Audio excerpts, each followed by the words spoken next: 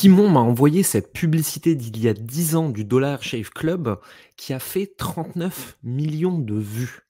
On va l'analyser ensemble d'un point de vue marketing et voir ce que vous aussi, vous pouvez en tirer. C'est parti.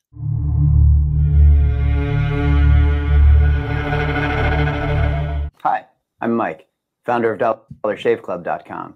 What is DollarShaveClub.com? Well, for $1 a month, we send high-quality razors right to your door. Déjà, on est sur une accroche hyper simple. Salut, je suis Mike, Dollar Shave Club. Qu'est-ce que c'est? Pour $1 par mois, on envoie un rasoir chez toi. La promesse est hyper simple. Ils sont pas partis dans un truc inspirationnel. On fait des choses compliquées. Non, on fait des choses très très simples, à la portée de tous. On envoie des rasoirs chez toi tous les mois pour $1. Et l'image montre ça d'ailleurs. L'image nous donne cette simplicité, nous scénographie ce truc de on n'est pas une de ces marques fancy, design, tendance, avec des sponsors hyper évolués. On est un petit atelier tout simple, on le voit avec tous les petits objets à la con qui sont derrière, le bureau qui est mal rangé, le mec qui a sa cravate pas fermée. On est vraiment dans une éloge de non, et les gars, nous on fait rien de compliqué, hein. Nous on fait juste des putains de rasoirs. Et là, c'est exactement ce qu'ils sont en train de nous montrer. À mon avis, ça va continuer durant toute la publicité. Yeah, $1. Are the blades any good? No. Our blades are f***ing great. Ouais, toujours ce truc de, on fait des trucs très très simples, on fait des super produits, des produits géniaux, des produits encore mieux que géniaux, on s'en fout, on est l'américain moyen, on a un rasoir quoi.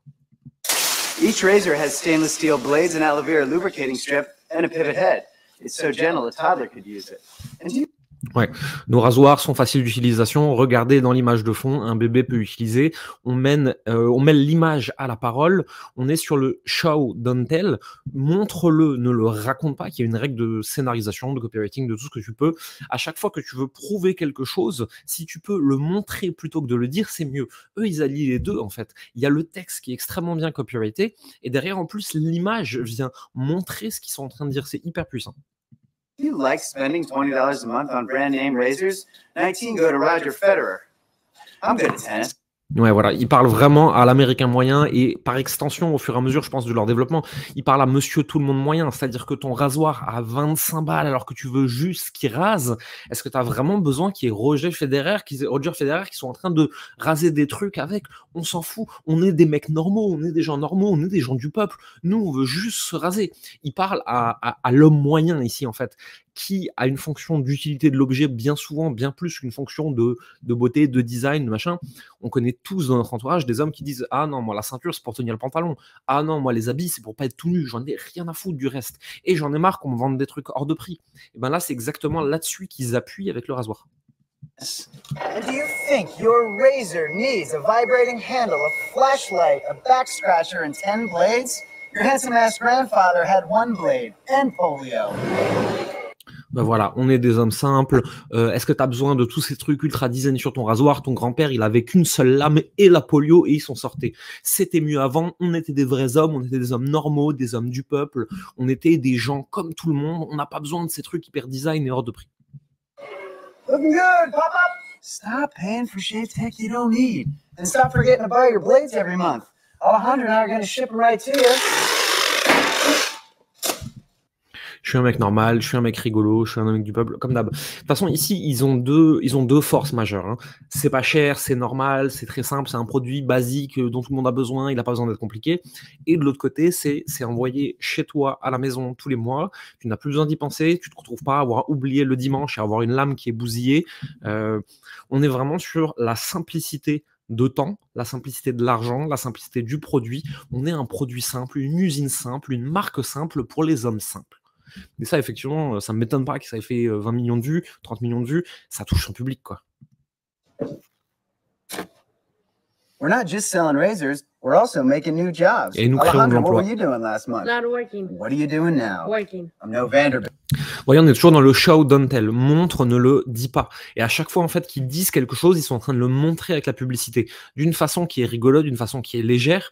On crée de l'emploi. Qu'est-ce que tu faisais la dernière fois? Je ne travaillais pas. Et qu'est-ce que tu fais maintenant? Je travaille. On est vraiment dans de la simplicité. Ça me fait penser au livre The Obvious Adams, qui est un très bon livre de publicité, de copywriting et de marketing, qui dit en gros que Adams, qui est ce mec pas très intelligent, en fait, c'est devenu un publicitaire extraordinaire parce qu'il montrait les évidences. Et quand il devait vendre un mug, au lieu de dire oui, mais en fait, c'est l'inspiration du soleil couchant de Miyameshi, Sakamoto, je sais pas quoi, etc., il disait c'est un mug. Et les gens achetaient. Et c'est exactement ce qu'on retrouve ici. On est sur un produit simple, expliqué simplement, et notamment sur des produits de grande consommation. Ça a énormément de sens. But this train makes hay.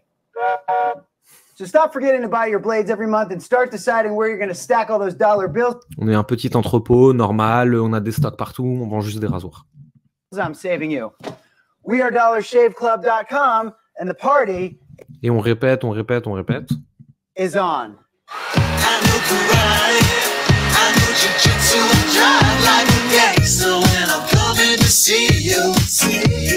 Ouais, donc c'est ce que je disais avant, on est sur l'américain moyen.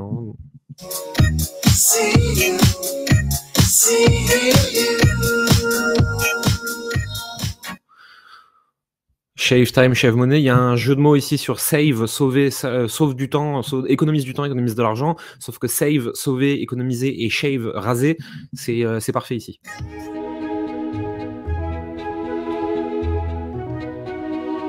Ok, donc ça ne m'étonne pas que cette publicité, elle ait aussi bien marché foncièrement. Elle a une cible qui est très précise.